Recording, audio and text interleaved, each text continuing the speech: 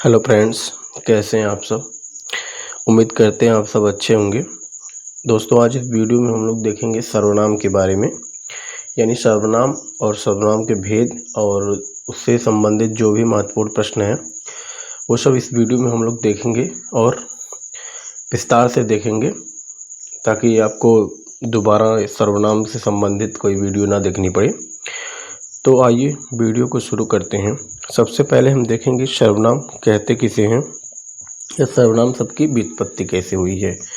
तो आइए सबसे पहले देखते हैं व्युत्पत्ति, यानी जो सर्वनाम शब्द है उसकी व्युत्पत्ति कैसे हुई है।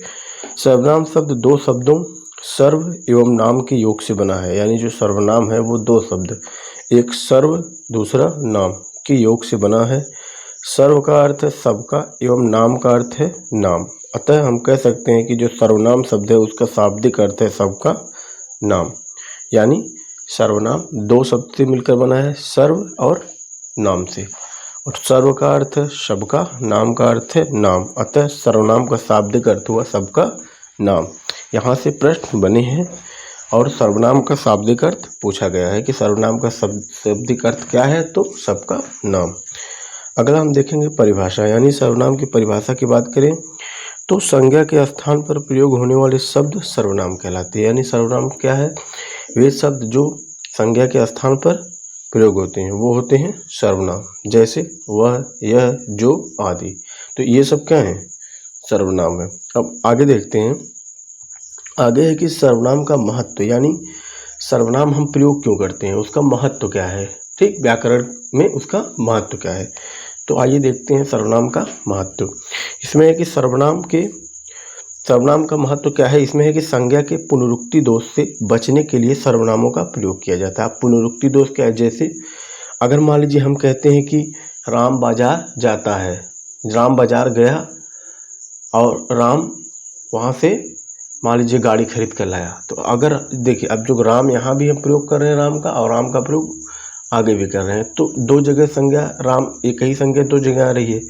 तो इससे बचने के लिए हम क्या करते हैं, सर्वनाम का प्रयोग करते हैं। अब हम इसको किस तरह कहेंगे, कि राम बाजार गया तथा वह बाजार से गाड़ी खरीदा। अब देखिए, एक जगह राम हो गया, एक जगह उसकी जगह पे हम वह का प्रयोग कर दिए, तो ये क्या हो गया, सर्वनाम हो गया। तो सर्वनाम का महत्व यही है कि संज्ञा के पुनरुक्ति दोष से बचने के लिए सर्वनामों का प्रयोग किया जाता है। अगला पॉइंट इसमें है कि सर्वनामों की संख्या कामता प्रसाद गुरु ने 11 मूल सर्वनाम माने हैं। यानी यदि सर्वनाम की संख्या पूछेगा तो जो कामता प्रसाद गुरु हैं उन्होंने सर्वनाम की मूल संख्या 11 मानी है, यानी उनके अनुसार जो सर्वनाम है वो 11 है। और कौन कौन से हैं ये भी देखते हैं, परीक्षाओं में कई बार पूछा गया है और इसको आप याद भी करेंगे। इसमें है कि मैं, तू, यह, वह, जो, सो, कोई, कुछ, कौन, क्या और आप आपसे आसानी से याद कर सकते हैं। 2-3 बार जब आप पढ़ेंगे आपको पूरी तरीके से याद आ जाएगा। हाँ, इतना ध्यान दीजिएगा, पहले आप मैं, तू याद करिए, क्योंकि ये जो सिंगल अक्षर से मिलके बने हैं, पहले इनको, फिर यह वह, फिर जो सो, फिर कोई कुछ, फिर कौन क्या, फिर आप। इस तरह आप 2-3 बार करेंगे तो आपको जरूर याद हो जाएगा। आगे इसमें पॉइंट है कि सर्वनाम के भेद, यानी हम देखेंगे जो सर्वनाम है उसके कितने भेद होते हैं। तो सर्वनाम के 6 भेद और 3 उपभेद होते हैं, यानी जो सर्वनाम है उसके 6 भेद होते हैं और 3 उपभेद होते हैं। अब आइए देखते हैं कि कौन कौन से वो 6 भेद हैं और वो उपभेद कौन से हैं। अगला इसमें है कि सर्वनाम के भेद में हम सबसे पहले देखेंगे पुरुषवाचक सर्वनाम। अब देखिए, जो पुरुषवाचक सर्वनाम है इसके 3 उपभेद हैं। इसमें पहला है उत्तम पुरुष, मध्यम पुरुष और अन्य पुरुष। यानी जो पुरुषवाचक सर्वनाम है उसके 3 भेद हैं, उत्तम पुरुष, मध्यम पुरुष और अन्य पुरुष। दूसरा सर्वनाम इसमें निजवाचक सर्वनाम, तीसरा है निश्चयवाचक सर्वनाम, चौथा है अनिश्चयवाचक सर्वनाम और 5वां है संबंधवाचक सर्वनाम और छठा है प्रश्नवाचक सर्वनाम। तो ये 6 हो गए सर्वनाम के भेद और 3 ये ऊपर उपभेद। उम्मीद करते हैं आपको यहाँ तक समझ में आया होगा। अब आगे देखते हैं, अब हम आगे एक एक करके देखेंगे, यानी उसके जो 6 भेद हैं उसके बारे में हम विस्तार से पढ़ेंगे। देखिए, कहने के लिए क्या है कि YouTube पे बहुत सारी ऐसी वीडियो मिलेंगी जिसमें यह कह दिया जाएगा कि सर्वनाम पढ़े मात्र 2 मिनट में, लेकिन बस वही है कि वो 2 मिनट में आपको बस सिर्फ वीडियो जब तक आप देखेंगे तभी तक समझ में आएगा। उसके बाद वीडियो अब देखना बंद की, आपको पूरा ख़त्म, याद भी नहीं होगा, समझ में भी नहीं आएगा। तो वीडियो लंबी होगी, लेकिन इसमें हम पूरे विस्तार से पढ़ेंगे ताकि आपको दोबारा ना पढ़ना पड़े। अगला इसमें हम देखेंगे कि पुरुषवाचक सर्वनाम किसे कहते हैं। इसमें है कि बातचीत के आधार पर व्यक्ति के वक्ता, श्रोता और तटस्थ या अन्य स्वरूप का बोध कराने वाले सर्वनाम पुरुषवाचक सर्वनाम कहलाते हैं। यानी क्या हुआ, इसका तात्पर्य कि जो बातचीत के आधार पर, यानी हम लोग जैसे किसी एक दूसरे से बात करते हैं या किसी तीसरे के बारे में जब बात करते हैं तो उसके आधार पर व्यक्ति के 3 भेद होते हैं। एक वक्ता, वक्ता कौन होता है, जो व्यक्ति स्वयं बोलता है वो होता है वक्ता।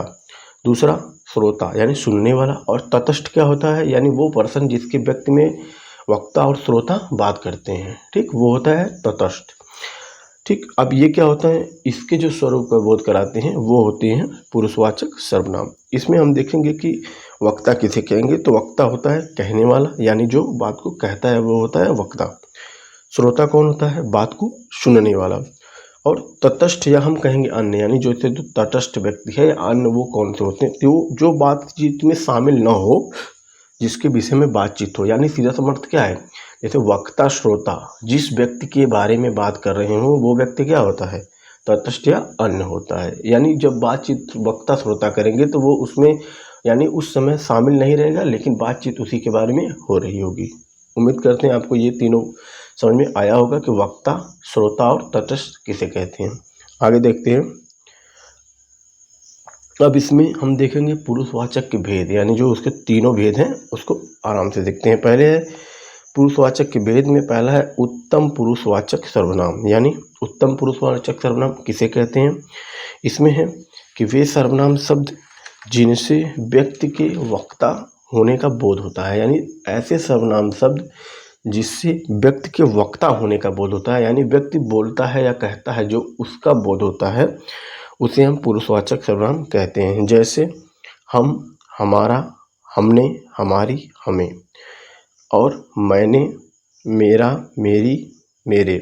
यानी अब इस ट्रिक क्या है, ट्रिक ध्यान देंगे, यानी जो शब्द हा और म से मिलके बनेंगे वो होते हैं उत्तम पुरुषवाचक। जैसे हा से हमने, हमारा, हमारी, हमारे, ये सब जो होते हैं वो उत्तम पुरुष में आएंगे। और जो म है उससे मेरा, मेरी, मेरा, मैंने, मैं, ये सब क्या आ जाएंगे, उत्तम पुरुषवाचक आएंगे। तो ये ध्यान रखिएगा कि हम याद रखिएगा, यानी जो हा और म से मिलकर बनेंगे वो होंगे उत्तम पुरुषवाचक सर्वनाम। और इसमें एक पॉइंट इंपॉर्टेंट है जो आप जरूर ध्यान रखिएगा कि इनमें जिस सर्वनाम में रा, री, रे अथवा का, की, के अंत में हों वे पुरुषवाचक सर्वनाम एवं संबंधवाचक सर्वनाम दोनों होते हैं। अब कहने का मतलब क्या है, जैसे कोई सर्वनाम है, जैसे ऊपर देखिए मैं मेरा लिखा हूँ, है ना मेरा, तो ये कह ये रहा है कि ऐसे सर्वनाम जिसके अंत में रा, री, रे हो अथवा का, के हो, तो वो जो सर्वनाम होता है वो पुरुषवाचक और संबंधवाचक दोनों में आएगा। ठीक, यदि विकल्प में दोनों हो तो संबंधवाचक सर्वनाम माना जाएगा। हाँ, अब कहने का तात्पर्य क्या है, यदि प्रश्न में आ रहा है और विकल्प में दोनों है, उसमें संबंधवाचक और पुरुषवाचक दोनों दिया है तो संबंधवाचक माना जाएगा। आइए इसको देखते हैं उदाहरण से। अगला इसमें लिखा है कि जिस सर्वनाम के अंत में रा, री, रे आता है उनके साथ किसी भी कारक चिन्ह का प्रयोग नहीं होता है। दूसरा पॉइंट इसमें क्या है कि जिस सर्वनाम के अंत में रा, री, रे आता है उनके साथ किसी भी कारक चिन्ह का प्रयोग नहीं होता है। अब हम लोग इसे देखेंगे प्रश्न के माध्यम से कैसे समझते हैं। इसमें पहला है कि मेरे से गलती हो गई। अब देखिए ये जो मेरे शब्द है इसके आगे क्या लग गया है, कारक चिन्ह लग गया है, और गलती हो गई है तो ये शब्द क्या है, अशुद्ध है, यानी मेरे से गलती नहीं होगी। इसमें क्या हम कहेंगे, मुझसे गलती हो गई। ठीक, और जो पीछे हम लोग पढ़े हैं कि जैसे उसमें है कि मेरी, जैसे अगर हम ये कहें कि मेरी, मान लो अगर हम कहते हैं कि मेरी पुस्तक है। अब देखिए यहाँ तो पुस्तक क्या है, मेरी है, तो अब यहाँ जो है इस शब्द में जो मेरी क्या है तो सर्वनाम।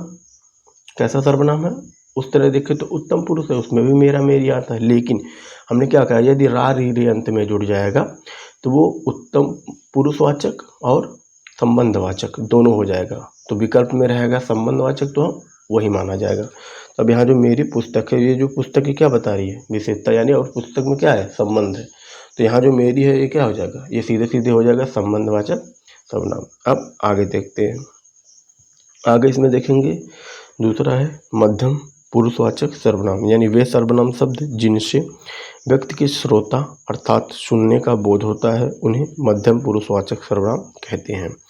यानी ऐसे सर्वनाम शब्द जिनसे व्यक्ति के श्रोता अर्थात सुनने वाले का बोध होता है उन्हें मध्यम पुरुषवाचक सर्वनाम कहते हैं। जैसे तुम, तुम्हें, तुम्हारी, तुम्हारा, तेरा, आपसे, आपको, आपने, आप, आपके, यानी जो ये शब्द है ये क्या है, मध्यम पुरुषवाचक सर्वनाम है। ठीक, अब इसमें भी हम 2 पॉइंट याद रखेंगे। पहला कि तू सर्वनाम शब्द ऐसा है जो निकटता एवं अनादर दोनों के लिए प्रयोग होता है। अब जो तू है, जैसे यदि हम कहते हैं कि अब यहाँ निकटता और अनादर का क्या तात्पर्य, जैसे निकटता कभी कभी आप देखेंगे कि जैसे हम लोग आपस में, जैसे यदि आप दोस्त हैं तो उसमें नहीं कहते हैं कि अरे तू तो बहुत बदमाश है। तो ये जो तू शब्द है ये क्या हुआ, निकटता के लिए, जैसे कुछ खास दोस्त को भी हम तू बोल देते हैं। तो यहाँ तो जो तू है वो एक निकटता के लिए कि आपस में घनिष्ठ संबंध है, तो इसलिए हम तू का प्रयोग कर लेते हैं, जिसका कोई विशेष हम लोग एक दूसरे में मतलब गलत अर्थ नहीं लेते हैं। और दूसरा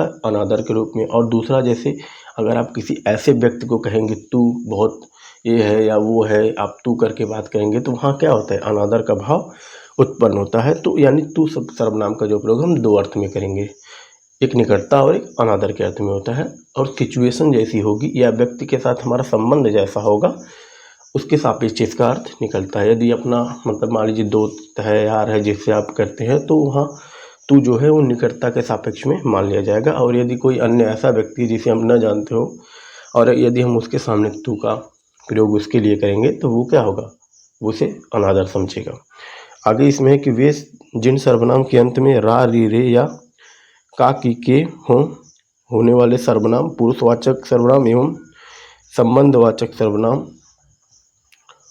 दोनों होते हैं। यदि विकल्प में दोनों हो तो संबंधवाचक सर्वनाम माना जाएगा। यानी जैसे पीछे था, यानी जिस सर्वनाम के अंत में रा, री, रे, का, की हो तो वो पुरुषवाचक और संबंधवाचक दोनों माने जाएंगे। और यदि विकल्प में पुरुषवाचक और संबंधवाचक दोनों हो तो हम संबंधवाचक सर्वनाम का चुनाव करेंगे, यानी वह विकल्प हमारा सही माना जाएगा। अगला इसमें है कि जिस सर्वनाम के अंत में रा, री, रे आता है उनके बाद अन्य किसी कारक चिन्ह का प्रयोग नहीं होता है। जैसे अभी हमने पीछे क्या बताया कि जैसे मेरे से गलती हो गई, ये वाक्य व्याकरणिक दृष्टि से क्या है, अशुद्ध है। इसकी जगह पे क्या होना चाहिए, मुझसे गलती होगी, मेरे से नहीं मुझसे गलती होगी। यानी यहाँ पे जो से क्या है, कारक चिन्ह है, तो इसका प्रयोग हम नहीं करेंगे। अब आगे देखते हैं, आगे है इसमें तीसरा अन्य पुरुषवाचक सर्वनाम। अब वे सर्वनाम शब्द जो किसी व्यक्ति के लिए आते हैं जो बातचीत में शामिल नहीं है अपितु जिसके विषय में बातचीत की जाए वे अन्य पुरुषवाचक सर्वनाम कहलाते हैं। यानी ऐसा शब्द, यानी ऐसे सर्वनाम शब्द जिसका प्रयोग हम क्या करते हैं, किसी अन्य पर्सन के लिए करते हैं जिसके बारे में बातचीत होती है और जो वो बातचीत में क्या होता है, शामिल नहीं होता है, उसे हम कहते हैं अन्य पुरुषवाचक। इसमें है वह, वे, यानी हम कहेंगे वह और वे, उसका, उसको, उसने, उनसे, उन्होंने, उनका, उनकी, ये जो सब क्या होते हैं, अन्य पुरुषवाचक में आते हैं। इसका ट्रिक हम याद रखें, उ और व, यानी उ से शुरू होने वाले सर्वनाम और व से शुरू होने वाले सर्वनाम, ये दोनों क्या होते हैं, अन्य पुरुषवाचक सर्वनाम आते हैं। अब आगे देखेंगे इसमें, अब आगे है कि प्रश्नवाचक सर्वनाम। अब इसमें दूसरा है कि प्रश्नवाचक सर्वनाम हम कहते किसे हैं। देखिए प्रश्नवाचक सर्वनाम में हम देखेंगे कि वे सर्वनाम शब्द जो प्रश्न करने के लिए प्रयुक्त होते हैं उन्हें प्रश्नवाचक सर्वनाम कहते हैं। यानी प्रश्नवाचक सर्वनाम वे सर्वनाम होते हैं जिनका प्रयोग हम प्रश्न करने के लिए करते हैं, वो होते हैं प्रश्नवाचक सर्वनाम।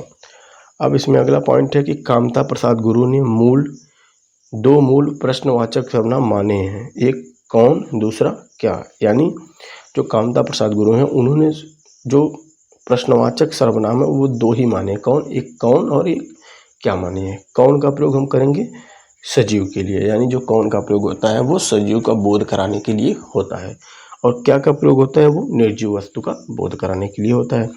आगे इसमें पॉइंट है कि यदि प्रश्नवाचक शब्द किसी की विशेषता बताने के लिए प्रयुक्त हो तो प्रश्नवाचक सार्वनामिक विशेषण माने जाएंगे। यानी जो प्रश्नवाचक शब्द है कौन क्या है, ये यदि किसी भी क्या करेंगे, किसी भी सर्वनाम की क्या बताएंगे, विशेषता बताएंगे, तो होगा प्रश्नवाचक सर्वनाम। वहाँ जो प्रश्नवाचक सर्वनाम माना जाएगा। यानी यदि विशेषता बचाएगा तो प्रश्नवाचक सार्वनामिक विशेषण माना जाएगा।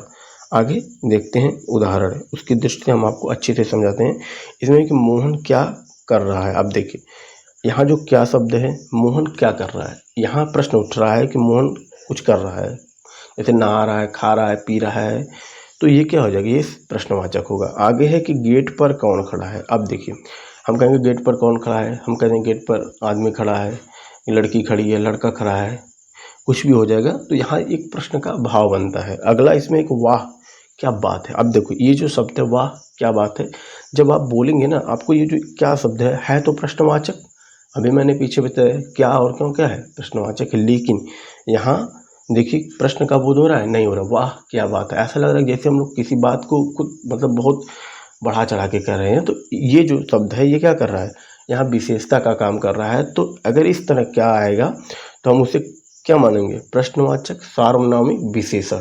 ठीक, अब आगे चलते हैं। उम्मीद करते हैं आपको इतना समझ में आया होगा। आगे हम देखेंगे निश्चयवाचक सर्वनाम। यानी जो निश्चयवाचक सर्वनाम होते हैं वो हम किसे कहेंगे, वे सर्वनाम शब्द जो किसी निश्चित वस्तु अथवा प्राणी का बोध कराते हैं, उन्हें हम निश्चयवाचक सर्वनाम कहते हैं। यानी निश्चयवाचक सर्वनाम किसे कहेंगे, वे सर्वनाम शब्द जो किसी निश्चित वस्तु अथवा प्राणी का बोध कराते हैं, निश्चयवाचक सर्वनाम कहलाते हैं। अब इसमें है कि नज़दीक के लिए, अब जानते हैं निश्चयवाचक सर्वनाम दो तरह के होंगे। एक हम कहेंगे जैसे यह पुस्तक मेरी है, फिर कहेंगे वह गाड़ी मेरी है, तो यह और वह है। तो अब देखिए जैसे ये नहीं होता, अगर आप यह का प्रयोग करेंगे तो वो नज़दीकी के लिए हो जाएगा। जैसे कोई चीज़ आपके पास में है, हम कहेंगे ये मान लीजिए बुक मेरी है या ये फ़ोन मेरा है, और अब दूर है तो कहेंगे वह गाड़ी मेरी है, वह घर मेरा है। ठीक, ये भी तो निश्चय होगा, लेकिन यहाँ पास और दूर का अंतर आ जाता है। तो सबसे पहले हम देखें कि नज़दीक के लिए किसका प्रयोग करते हैं। जैसे यह और ये, इन और इसने, यानी यह हुआ, ये हुआ, इस हुआ, इन हुआ, इसने हुआ, इसका प्रयोग हम नज़दीक के लिए करते हैं। अब आगे इसमें एक पॉइंट समझने वाली है कि ये चाहे अकेले आएँ या किसी संज्ञा से पहले आएँ, हर स्थिति में निश्चयवाचक सर्वनाम होते हैं। अब इस चीज़ को आप ध्यान से समझिएगा कि कह रहा है कि ये चाहे अकेले आएँ, यानी यह शब्द जो है, जैसे मान लीजिए यह हुआ, ये हुआ, इस हुआ, ये शब्द चाहे अकेले आ जाएँ या किसी संज्ञा के पहले आएँ, ये हर स्थिति में क्या माने जाएंगे, निश्चयवाचक सर्वनाम माने जाएंगे। जैसे हम कह रहे हैं कि यह पुस्तक मेरी है। अब देखिए यहाँ पुस्तक क्या है, संज्ञा है, संज्ञा से पहले भी आया है, तब भी हम इसको क्या मानेंगे, निश्चयवाचक सर्वनाम। यानी यह पुस्तक मेरी है, यानी ये बता रहा है कि जो ये वाली पुस्तक है ये मेरी है, किसी और की नहीं है। यानी पुस्तक के निश्चय होने का ये बोध करा रही है। अगला है कि इसने चोरी की। अब जैसे कोई आदमी पास में मान लीजिए खड़ा, हम कह रहे हैं इसने चोरी की, तो ये हम निश्चित कर रहे हैं कि इसी व्यक्ति ने चोरी की, किसी अन्य व्यक्ति ने नहीं की। अगला इसमें कि यह मेरी गाड़ी है, यानी जो गाड़ी है वो क्या है, मेरी है।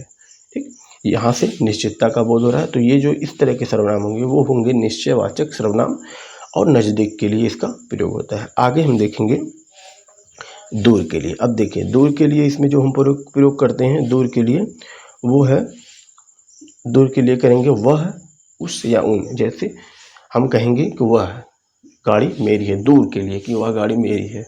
अब इसमें हम पढ़ेंगे कि संज्ञा के पहले आने पर ही निश्चयवाचक सर्वनाम माने जाएंगे। अब देखिए निश्चयवाचक सर्वनाम कब माने जाएंगे, जब ये संज्ञा से पहले आएंगे। ठीक, दूसरा इसमें है कि यदि अकेले या इनके बाद संज्ञा को छोड़कर अन्य शब्द हो तो अन्य पुरुषवाचक सर्वनाम होगा। अब इसका कहने का क्या मतलब है, जैसे पीछे क्या था, पीछे तो ये था कि चाहे वो अकेले आए, चाहे संज्ञा के बाद आए या संज्ञा से पहले आए, तो वो हमेशा वो क्या होगा, निश्चयवाचक सर्वनाम होगा। लेकिन यहाँ उल्टा है, यहाँ क्या है कि यदि संज्ञा से पहले आए तभी उसको हम निश्चयवाचक सर्वनाम मानेंगे, अन्यथा नहीं मानेंगे। यदि वो अकेले या इनके बाद संज्ञा को छोड़कर कोई अन्य शब्द होता है तो वे अन्य पुरुषवाचक सर्वनाम में चले जाते हैं। अब हम इसको जो है उदाहरण के माध्यम से समझेंगे। उदाहरण है कि जैसे वह व्यक्ति रो रहा है। अब इसमें देखिए वह व्यक्ति रो रहा है, तो ये जो यहाँ जो है व्यक्ति क्या है, ये जो वह शब्द है वो निश्चित कर रहा है कि वही व्यक्ति रो रहा है, कोई अन्य व्यक्ति नहीं रो रहा है। तो यहाँ जो क्या होगा, निश्चयवाचक सर्वनाम। अब आगे अगर हम कह दिए कि उस आदमी ने चोरी की है, यानी चोरी किसने की है, उसी आदमी ने की है, किसी अन्य व्यक्ति ने नहीं की है। तो यहाँ देखिए जो सर्वनाम है इसके बाद संज्ञा शब्द आ रहा है, तो ये क्या हो जा रहा है, निश्चयवाचक सर्वनाम हो जा रहा है। अब आगे एक वह पढ़ रहा है, अब ध्यान से देखिएगा, देखिए इसके आगे क्या है, संज्ञा शब्द नहीं है, अब हम कहेंगे वह पढ़ रहा है। तो अब देखिए ये किस में चला जाएगा, अन्य पुरुषवाचक सर्वनाम में चला जाएगा, यानी जो पुरुषवाचक सर्वनाम का जो तीसरा भेद है जिसमें हम वह होता है, वह वे ये सब आता है, उसमें ये चला जाएगा, उसमें हम कहेंगे अन्य पुरुषवाचक सर्वनाम, क्योंकि वह पढ़ रहा है तो ये जो वह है क्या हो, ये अन्य पुरुषवाचक सर्वनाम भी हो जा रहा है। हाँ, यदि इसके बगल में संज्ञा शब्द कोई रहता तो वो क्या होता है, निश्चय हो जाता है, यानी वो संज्ञा के निश्चितता को जब बताता तो वहाँ हम निश्चयवाचक सर्वनाम मानेंगे, अन्य पुरुषवाचक सर्वनाम नहीं मानेंगे। उम्मीद करते हैं आपको समझ में आया होगा। अब आगे देखते हैं, इसमें आगे अनिश्चयवाचक सर्वनाम, यानी अनिश्चयवाचक सर्वनाम किसे कहेंगे। इसमें है कि वे सर्वनाम शब्द जो किसी निश्चित प्राणी अथवा वस्तु का बोध कराते हैं अनिश्चयवाचक सर्वनाम कहलाते हैं। यानी वे सर्वनाम शब्द जो किसी अनिश्चित प्राणी अथवा वस्तु का बोध कराते हैं अनिश्चयवाचक सर्वनाम कहलाते हैं। जैसे इसमें आ जाएगा कोई, कुछ और किसी, यानी जो कोई, कुछ और किसी ये शब्द हैं, ये किसी वस्तु अथवा प्राणी की अनिश्चितता का बोध कराते हैं। अब हम इसमें देखेंगे एक पॉइंट, कह रहा है कि कोई व कुछ यदि अकेले आते हैं अथवा इनके बाद संज्ञा को छोड़कर कोई अन्य शब्द आता है तो ही ये अनिश्चयवाचक सर्वनाम माने जाएंगे। यानी कोई व कुछ यदि अकेले आए अथवा इनके बाद संज्ञा को छोड़कर कोई अन्य शब्द है, जैसे यदि क्या हुआ, यदि कोई और कुछ आ रहा है और उसके बगल में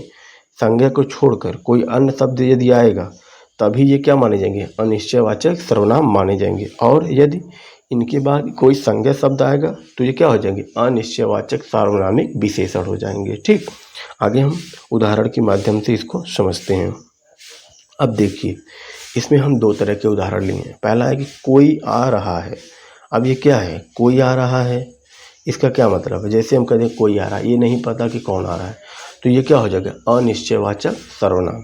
दूसरा हम कह देंगे कि वहाँ कुछ है, अब वहाँ क्या है ये नहीं पता, तो यहाँ भी अनिश्चय का बोध हो रहा है, तो ये हो जाएगा अनिश्चयवाचक सर्वनाम। तीसरा इसमें कि उसने कुछ खाया है, अब क्या खाया है नहीं पता, वो कुछ भी खा सकता है, ये भी हो जाएगा अनिश्चय। अब इसमें अगला है किसी को बुलाओ, किसको बुलाओ नहीं पता, किसी को भी बुला लाओ, तो ये होता है अनिश्चयवाचक। यदि इसके आगे अब जो अगला उदाहरण है, जैसे कोई लड़की आ रही है, यहाँ छोटे मान लीजिए कोई लड़की आ रही है, तो ये क्या हो जाएगा, अनिश्चयवाचक सार्वनामिक विशेष हो जाएगा, क्योंकि अभी हमने क्या कहा, यदि कोई और कुछ के बाद संज्ञा को छोड़कर अगर कोई शब्द आएगा तो वो तो अनिश्चयवाचक सर्वनाम होगा। यदि कोई और कुछ के बाद कोई संज्ञा शब्द रहेगा तो वो क्या हो जाएगा, अनिश्चयवाचक सार्वनामिक विशेषण, यानी जो वो क्या हो जाएगा, किसी सर्वनाम में जो वो विशेषता का काम करने लगेगा तो हो जाएगा अनिश्चयवाचक सार्वनामिक विशेषण। जैसे वहाँ, जैसे इसमें है कि वहाँ कुछ लोग हैं, अब ये जो वहाँ क्या है, कुछ क्या है, लोग की क्या बता रहे हैं, विशेषता, यानी वहाँ कुछ लोग हैं। आगे वह कोई व्यक्ति आ रहा है, या मान लीजिए कोई व्यक्ति रो रहा है। अब यहाँ देखिए जो कोई क्या है, कोई और कुछ अनिश्चयवाचक है, लेकिन इसके बगल में संज्ञा शब्द है, तो ये क्या हो जाएगा, अनिश्चयवाचक सार्वनामिक विशेषण होगा।